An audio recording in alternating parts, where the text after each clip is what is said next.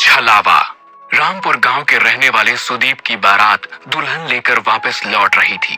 सुदीप अपनी पत्नी के साथ कार में था और बाकी के लोग बस में।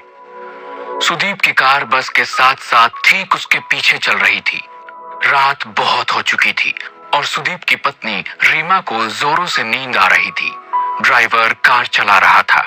तभी रीमा ने सुदीप से पानी पीने के लिए कहा। मुझे बहुत जोर से प्यास लगी है, पानी चाहिए। अरे रीमा, पानी तो खत्म हो गया है, अब क्या करें? गांव पहुंचने में तो अभी काफी देर लगने वाली है। लेकिन इतनी देर प्यासी कैसे रहूंगी? आप लोग परेशान मत होइए, यहाँ आगे एक जगह पानी मिल जाएगा। कुछ दूर जाकर ड्राइवर ने कार को रोक दिया। सड़क के किनारे एक हैंडपंप बना हुआ था। सुदीप कार से पानी लेने के लिए उतरने लगा। रीमा ने उसे कहा कि वो भी कार में बैठे बैठे थक गई थी और 2 मिनट के लिए उतरना चाहती थी। आप दोनों की अभी अभी शादी हुई है, हाथों में मेहंदी लगी हुई है, ऐसे में आधी रात को सुनसान जगह रुकना सही नहीं है। पानी मैं लेकर आता हूँ। लेकिन मुझे बाहर जाना था। शायद ड्राइवर भैया सही कह रहे हैं रीमा, हमें बाहर नहीं जाना चाहिए।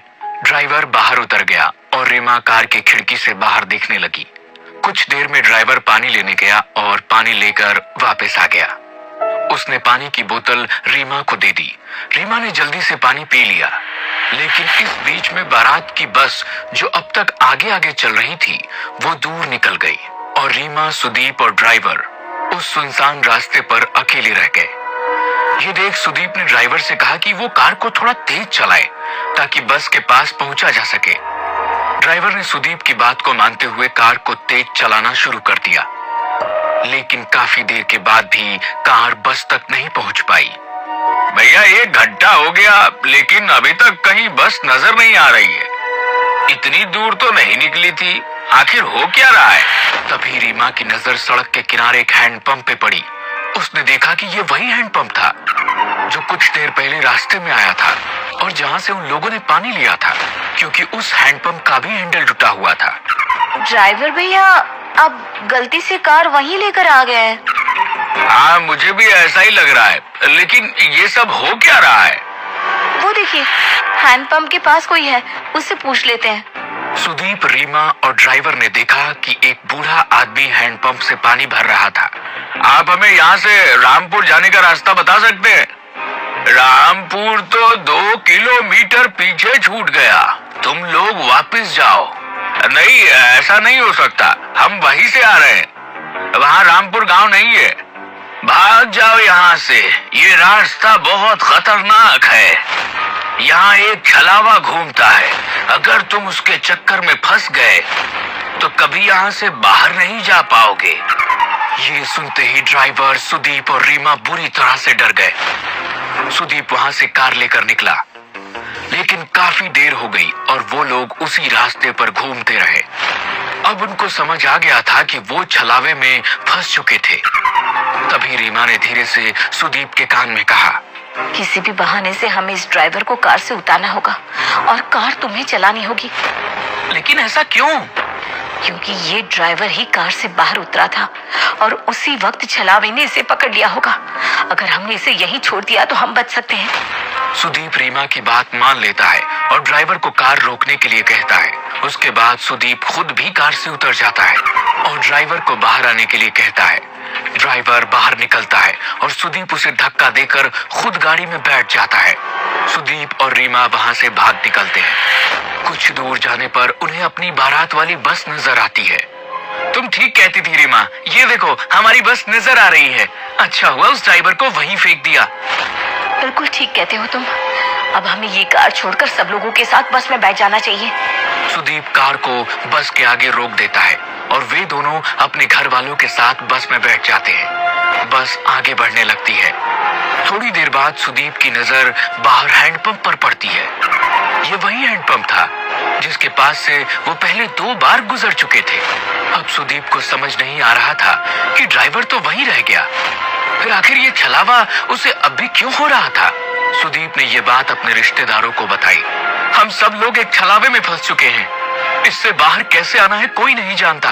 लेकिन बेटा, ये छलावा होता क्या है? पापा, जब कोई इंसान एक्सीडेंट में मर जाता है तो उसकी आत्मा ऐसे सुनसान रास्तों पर भटकती रहती है और लोगों के सामने ऐसा भ्रम पैदा करती है कि वे आगे बढ़ रहे हैं, लेकिन वो उसी जगह पर घूमते रहते हैं। हम कभी अपने गांव रामपुर नहीं पहुंच पाएंगे। सुदीप की बात सुनकर सब लोग बुरी तरह से डर जाते हैं। तभी रीमा उठकर खड़ी हो जाती है। उसे बस की खिड़की से अब वो ड्राइवर नजर आ रहा था। रीमा ने इस बारे में सब लोगों को बता दिया। सब लोगों को लगा कि वो जितना ड्राइवर से बचने की कोशिश करेंगे उतना ही फंसते चले जाएंगे। इसलिए उन्होंने बस को रोका और ड्राइवर को बस के अंदर बुला लिया। इस छलावे से हम कभी बाहर नहीं निकल पाएंगे। अगर हमने उसे अपने से दूर नहीं किया, तुम ही वो छलावा हो, इसलिए अब तुम्हें मरना होगा। अपनी जान बचाने के लिए खत्म कर देंगे। ऐसा कहते ही सुदीप और उसके पापा मिलकर ड्राइवर को मार देते हैं। कुछ ही देर बाद वो अपने गांव रामपुर पहुंच जाते हैं। वहां पर रीमा का स्वागत किया जाता है, लेकिन रीमा जैसे ही सिंदूर वाले पैर लेकर आगे बढ़ती है, उसके पैरों के निशान नहीं बनते। ये देखकर सब हैरान रह जाते हैं। बहू के पैरों के निशान क्यों नहीं बन रहे? इसका मतलब हमारी बहू के ऊपर कोई बुरी आत्मा का साया है। अब क्या करें? ये हमारी बहू नहीं बल्कि वो बुरी आत्मा है जिसकी वजह से हम फंस चुके हैं। नहीं, ऐसा नहीं है। मैं रीमा हूँ। मेरे साथ कुछ मत कीजिए प्लीज। अगर हमने तुझे छोड़ दिया तो हम सब मरे जाएंगे। नहीं, ऐसा मत कीजिए। मैं छलावा नहीं हूँ, मेरा भरोसा करो। ये आपका बेटा छलावा है। ये आपको जैसा दिखा रहा है ना, सब कुछ वैसा ही नजर आ रहा है। लेकिन कोई भी रीमा की बात पर यकीन नहीं करता। वो लोग उसे मारते नहीं हैं, लेकिन एक कमरे में कैद कर देते हैं। सुदीप के चाचा का बेटा राहुल ये सब कुछ चुपचाप देख रहा था। उसे लगा कि रीमा के ऊपर घर के सब लोग अत्याचार कर रहे हैं, इसलिए वो रात के वक्त उस कमरे में पहुंचा जहां रीमा को कैद किया गया था।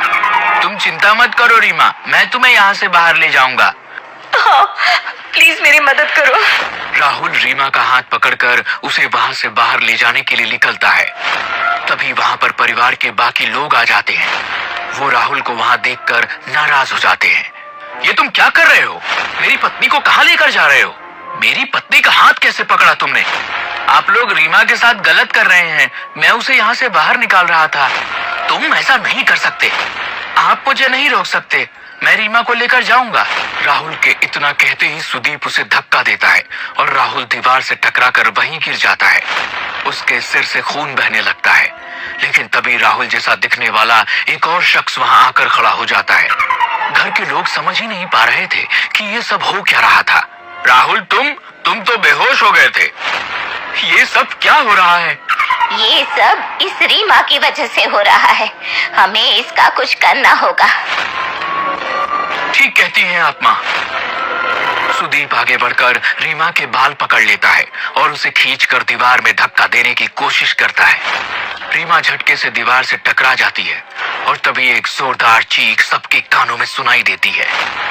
लेकिन यह चीख रीमा की नहीं बल्कि सुदीप की थी। रीमा ने पास में पड़े हुए एक डंडे से सुदीप के सर पर वार किया, जिसके वजह से उसके अंदर मौजूद छलावे का साया उसका शरीर छोड़कर बाहर निकल गया।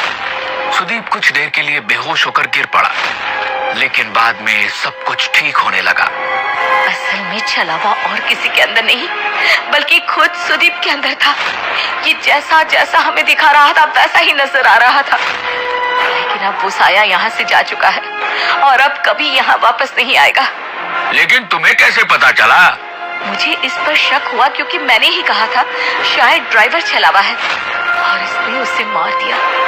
उसके बाद इसने मेरे पैरों के निशान गायब करके सबका शक मेरे ऊपर डाला।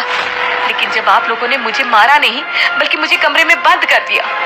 जब राहुल मुझे बचाना आया तो उसने मेरा हाथ पकड़ा ही नहीं था।